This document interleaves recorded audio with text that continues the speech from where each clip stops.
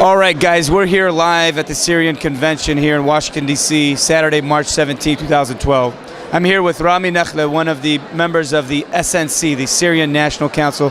Rami, thanks for being here today. Oh, thank you for inviting us. Actually, this is a great event now. We can see all the Syrian community going and rally.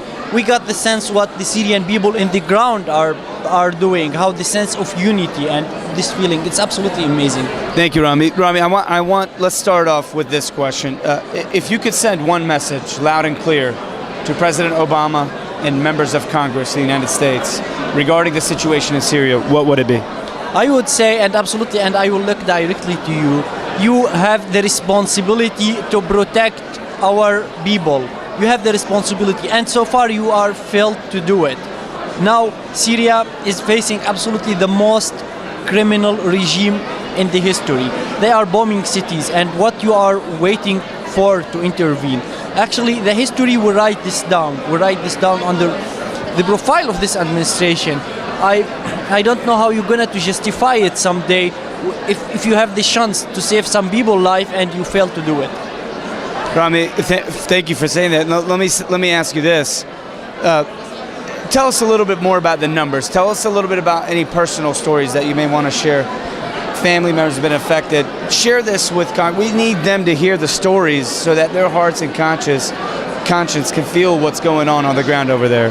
Okay, absolutely today, as everybody knows, the Syrian uprising started as a non-violence movement for dignity. But from the first day, the Syrian regime, they said it's a sectarian war, it's an international conspiracy against this regime, and from the first day, they declared the war against Syrian people whom protest in the street only for their freedom. Today, I think after 1 year of the uprising, more than 10,000 people have died, and actually hundreds of thousands have been captured, imprisoned, and tortured. So I don't understand why the international community today I would say they are in denial. They still advocating for political solution for what's going on in the ground in Syria.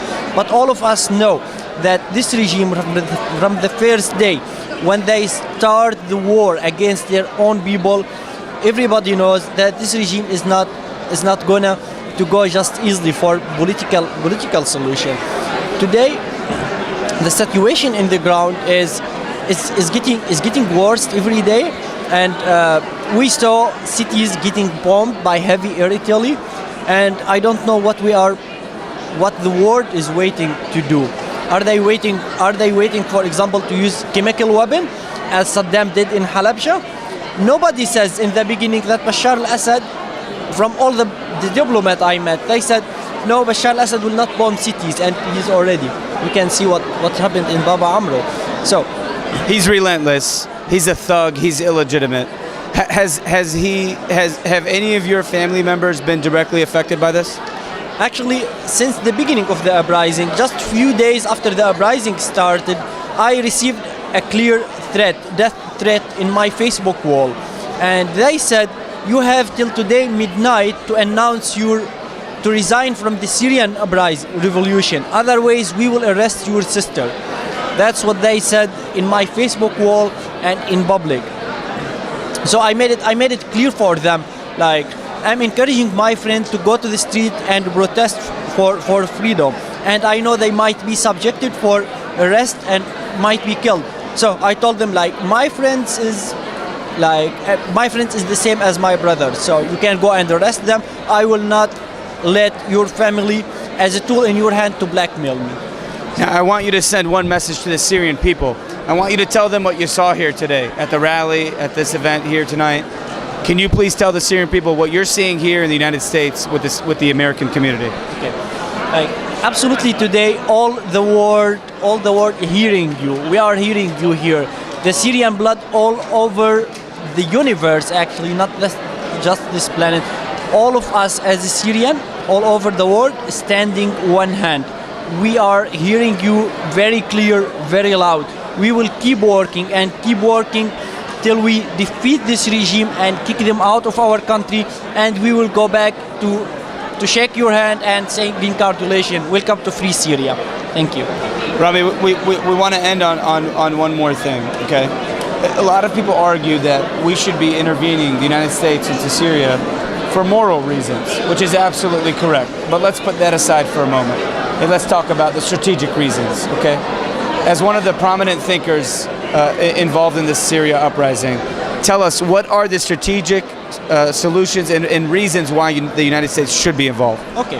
Actually, now if we left Syria, Syria and Syrian people to face their own destiny, as we know, now today more people getting weapon, getting armed, and now absolutely the Syria is a rich soil for radical groups to come in.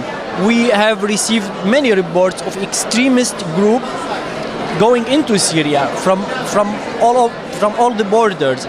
So this is one side, and as we can know, Bashar al-Assad now is having defense in their area.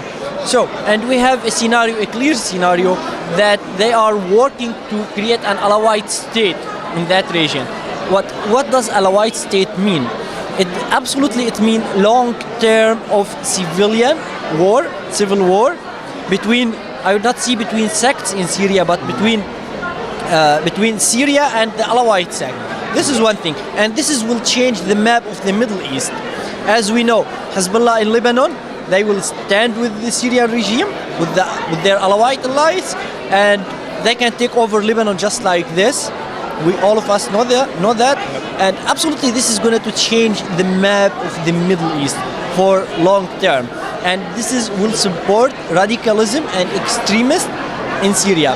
If we did not contain the situation right now, there is still a window, and it's there for not short time, really short time. If we did not use the opportunity now to intervene, the situation will be disturbed for a long time. President Obama, members of Congress, senators, you hear it loud and clear from one of the world's prominent thinkers and leaders in the Syrian uprising.